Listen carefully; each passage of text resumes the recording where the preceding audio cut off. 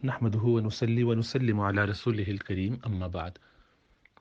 مچھلی اور دودھ ساتھ استعمال کرنا ہمارے یہاں عموماً بڑے بوڑھے منع کرتے رہے اور لوگ اس کے مطابق عمل کرتے ہیں، احتیاط کرتے ہیں۔ تو اب اس کو اگر ہم سب سے پہلے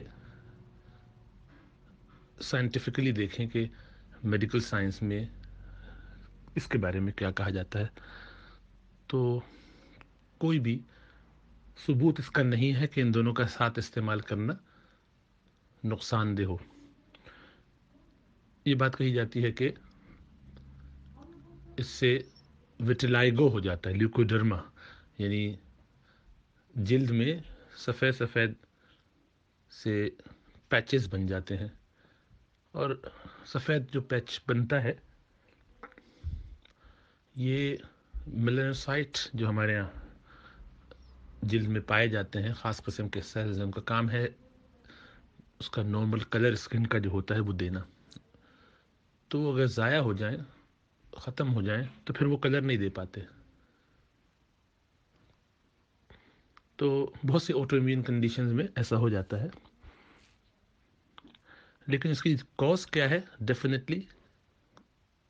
ڈیفینیٹیولی اب تک کسی کو حتمی طور پر معلوم نہیں ہوئی ہے، تاہم اس کی ایسوسیشنز پتہ چلتی ہیں میڈیکل سائنس میں کہ بھی فلاں فلاں بیماری کے ساتھ ہے، اور اکثر اس کی کوئی وجہ نہیں پتہ چلتی اور ہو جاتا ہے بعض لوگوں کو۔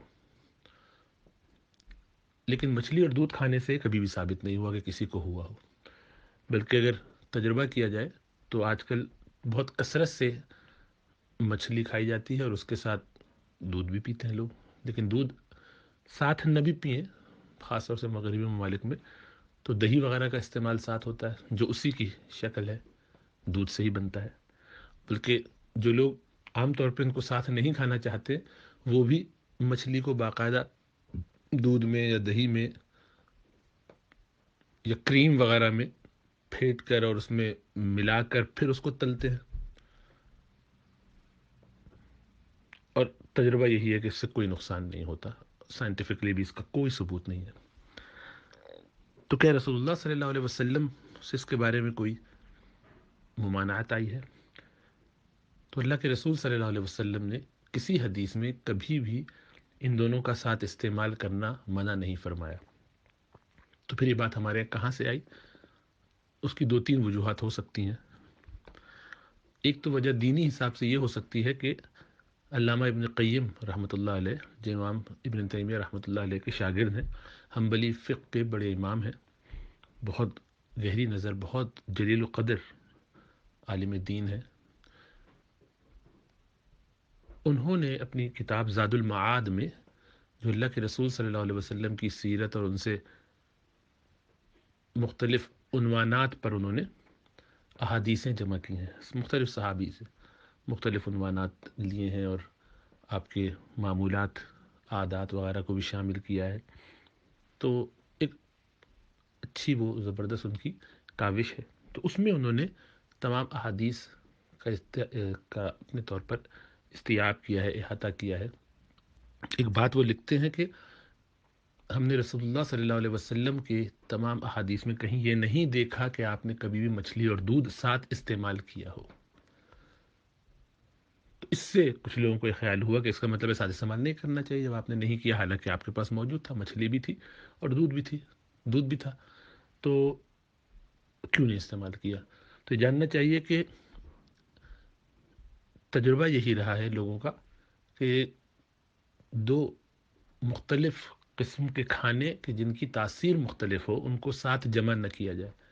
چنانچہ بعض احادیث سے اس کا اشارہ ملتا ہے کہ آپ صلی اللہ علیہ وسلم نے باقاعدہ فرمایا کہ یہ اور یہ ملا کے نہ کھاؤ، بلکہ کھجور کے ساتھ کھیرا کھاؤ، کہ کھیرا ٹھنڈا ہوتا ہے، اس کی تاثیر ٹھنڈی ہے، اور کھجور جو ہے اس کی تاثیر گرم ہے۔ تو اگر اس کو اس طور پر کھا لو گے تو ٹھیک ہے، دونوں چیزوں کی تاثیر اگر گرم ہو تو کبھی اس کا نقصان ہو سکتا ہے، دونوں مقوی ہوں، زیادہ بھاری غذائیں ہوں تو اس کا نقصان ہو سکتا ہے۔ تو اس بنیاد پر یہ سمجھا جا سکتا ہے کہ چونکہ مچھلی گرم ہوتی ہے اور پروٹین ہے اس میں بہت زیادہ اور بہت فائدہ مند ہے، مفید ہے، بلکہ جانوروں میں سب سے زیادہ مفید ہے. اسی طرح دودھ بھی کافی اس میں پروٹین ہوتی ہے. تو دونوں ایک جیسے بھاری بھاری ہو سکتے ہیں، اور دونوں ہی کی تاثیر اگر گرم سمجھی جائے یا مختلف سمجھی جائے تو بعض کا خیال یہ ہے کہ یہ ان کی تاثیر کی وجہ سے ان کو ایک ساتھ نہیں ملانا چاہیے، جمع کرنا چاہیے.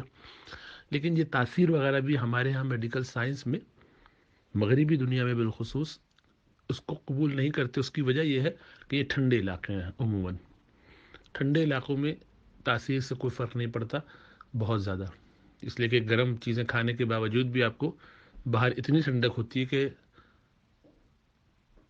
اس کا اثر نہیں زیادہ ہوتا.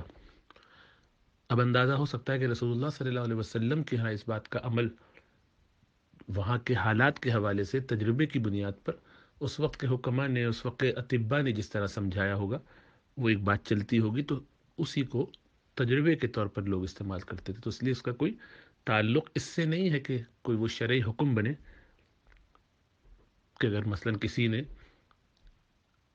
کھجور کے ساتھ کوئی ایسی چیز کھا لی جو گرم ہے، سرکہ مثلا، دونوں کی اگر گرم تاثیر ہو فرض کیجئے اور دونوں کو کھا لیا جائے تو گویا اس نے خلاف ورزی کر دی حدیث کے یا کوئی گناہ. ایسی کوئی بات نہیں ہے. یہ جتنے بھی احکامات ہوتے ہیں یہ ارشادی، یہ ہماری رعایت کے لیے، ہمیں فائدہ پہنچانے کے لیے کہ بھئی اگر گرم ہے، جیسا کہ آپ صلی اللہ علیہ وسلم نے ایک مرتبہ حضرت علی رضی اللہ تعالیٰ عنہ کو دیکھا کہ وہ کھجور کھا رہے، طبیعت خراب تھی ان کی اور اس میں ابھی ابھی بہتر ہو رہے تھے لیکن پوری طرح سے افاقہ نہیں ہوا تھا. تو بالکل آپ کے الفاظ ہیں کہ علی آپ یہ کھجور نہ کھائیے، بیٹا آپ کے لیے مشکل ہو جائے گی. وجہ کیا؟ تو آپ نے فرمایا کہ ابھی آپ کو نقاہت ہے. تو لفظ آپ نے استعمال فرمایا کہ تمہیں نقاہت ہے، کمزوری ہے، اس کمزوری میں اس کا استعمال کرو گے تو معدے میں مشقت ہوگی، ڈائجسٹ کرنا مشکل ہو جائے گا. گرم علاقہ ہے تو وہاں تو گرمی بہت ہوتی ہے عرب میں، اور اس زمانے میں اور زیادہ کھلا ریگستان، کوئی ایسا انتظام بھی نہیں. تو آپ اندازہ کیجئے تو وہاں پر تو مچھلی کا کھانا خود ہی اس لیے بہت کامن نہیں تھا کہ اویلیبل ہو جگہ جگہ، کم کم کھاتے تھے، آسان نہیں ہوتا تھا اور تاثیر بھی مناسب نہیں تھی. تو کھائیں گے تو ذرا پریشانی زیادہ ہوگی، گرمی لگے گی اور زیادہ. تو اس علاقے میں یقیناً زیادہ بھاری چیزیں کھانے سے کہ پہلے ایک چیز ڈائجسٹ کی جائے پھر دوسری، تو بہت ایک تجربے کی طور پر بتایا جاتا تھا اور یہی مناسب بات ہے جن کا تجربہ جیسا ہو. لیکن اب چونکہ موسم میں بھی فرق ہے اور دوسرا یہ کہ ٹھنڈی چیزیں اویلیبل بہت ہیں، بہت زیادہ مہیا ہو چکی ہیں، پانی بھی ہے اور اوپر سے لوگ بہت کچھ کھاتے بھی ہیں. ہمارے یہاں بہت لوازمات ساتھ شامل ہوتے ہیں. تو بعض کا خیال یہ ہے کہ دودھ ٹھنڈا ہے اور مچھلی گرم ہے تو ٹھنڈا گرم نہیں ملانا چاہیے، بعض کا خیال اس کے برعکس ہے. تو یہ سب چیزیں ہر علاقے کی ترتیب اور اس کے تجربے کی بنیاد پر ہے. اس کا سائنس سے ایز سچ ڈائریکٹلی کوئی تعلق نہیں ہے کہ ڈیفینیٹیولی ایسا ہو جائے گا. ہوا یہ ہوگا کہ کسی نے ایسا چند لوگوں نے کھایا اور ان کو اتفاق سے اس کا یہ سائیڈ افیکٹ ہو ہی گیا کچھ عرصے کے بعد، تو لوگوں نے بلیم کیا کہ او تم دیکھو بہت زیادہ یہ کرتے تھے نا اس وجہ سے ہوا ہے. تو وہ چیز ایک بن گئی تجرباتی طور پر. لیکن یہ چیزیں متھ ہیں زیادہ، ان کے پیچھے کوئی لاجک یا کوئی حتمی بات نہیں ہے. تو آج کوئی اگر کھانا چاہے تو نہ شرن اس میں کوئی قباحت ہے، نہ میڈیکل سائنس کے طور پر کوئی قباحت ہے، نہ تاثیر کے حساب سے کوئی قباحت ہے کہ اس لیے کہ کوئی زیادہ اس سے فرق کبھی نہیں پڑا. اور کوئی کیس اس طرح کے نہیں ہے کہ لوگوں نے مچھلی اور دودھ استعمال کیا اور ان کو اس سے کوئی مسئلہ ہوا ہو. لیکن آپ کو یہ بھی سمجھنا چاہیے کہ جن لوگوں نے اس کو کہا ہے وہ اپنے تجربات کی بنیاد پر، وہ ان کے علاقوں کے لیے اور ان کے وقت کے لیے وہ مناسب بات تھی. یہ ایسے ہی کہ ہم بھی آج بہت ساری چیزوں کو کہتے دیکھتے ہیں، لیٹ کے مت پڑھو آنکھیں خراب ہو جائیں گی، اور ٹی وی کے آگے بہت زیادہ نہ بیٹھو آنکھیں خراب ہوں گی، ہوتی ہیں، کچھ نہ کچھ اثر ہوتا ہے اس کا. تو یہ تجربہ ہے. لیکن ہو سکتا ہے کہ وقت کے بعد کچھ وقت گزر جائے تو ٹی وی کی اسکرین جو لوگ استعمال کرتے ہیں وہ اتنی بہتر ہو جائے کہ کوئی اثر نہ پڑے، تو ہم اس وقت یہ کہیں گے کہ نہیں بھائی وہ پرانے زمانے کے ان کے تجربات تھے، آج کل حالات بدل گئے. تو اس طرح مختلف چیزوں کا جو حکم آتا ہے یا اس کے بارے میں کوئی مشورہ آتا ہے وہ زمانے کے حساب سے، حالات کے حساب سے، جگہوں کے حساب سے ہوتا ہے. اس لیے ان کو اس طرح چسپا نہیں کرنا چاہیے. بہرحال اللہ کے رسول صلی اللہ علیہ وسلم نے کسی حدیث میں ممانعت نہیں فرمائی ہے اس کی، اس لیے اس کا کھانا بالکل درست اور جائز ہے. وہ کوئی احتیاط کرنا چاہے تو کرے، کوئی فرق نہیں پڑتا، لیکن وہ سنت سمجھ کے یا رسول اللہ صلی اللہ علیہ وسلم کا حکم سمجھ کے نہ کرے. اگر یہ سمجھ کے کرتا ہے کہ آپ نے کبھی نہیں کھایا، ثابت نہیں ہے، ہو سکتا ہے کبھی کھایا بھی ہو لیکن ہمیں نہیں معلوم ہو سکا ہے، کسی حدیث میں لکھا ہوا نہیں آیا ہے، اور ہر چیز کا حدیث میں لکھا ہوا ہونا حتمی طور پر 100% ضروری بھی نہیں ہے، کیونکہ وہی بات لکھی جاتی ہے جس کی ضرورت ہو یا جس میں کوئی حکم ہو، یہ تو ایک عملی چیز ہے، تو کبھی نہیں بھی ہوتی۔ اللہ سبحانہ و تعالی ہمیں سمجھ اور شعور عطا فرمائے۔